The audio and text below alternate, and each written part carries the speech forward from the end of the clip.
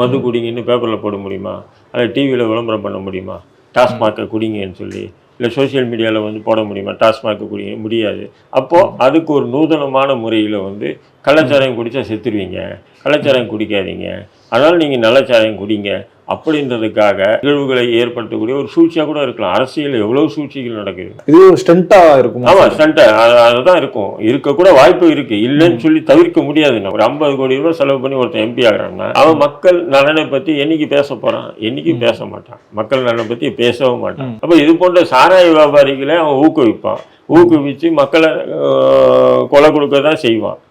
இப்போ அதனால தான் நீங்கள் வந்து பார்த்தீங்கன்னா இந்த கண்ணுக்குட்டி என்கின்ற கோவிந்தராஜ் வந்து அங்கே ஜெயிச்ச பாராளுமன்ற உறுப்பினர் மலையரசனுக்கு நன்றி தெரிவித்தும் அவரை பாராட்டு தெரிவித்தும் போஸ்டர் பேனர் அடிச்சிருக்கான்னு சொன்னால், அப்போ இது திமுகவுக்கு சம்மந்தம் இல்லாமல் எப்படி இருக்க முடியும்? திமுகவுக்கு முழு சம்மந்தம் இருக்குது.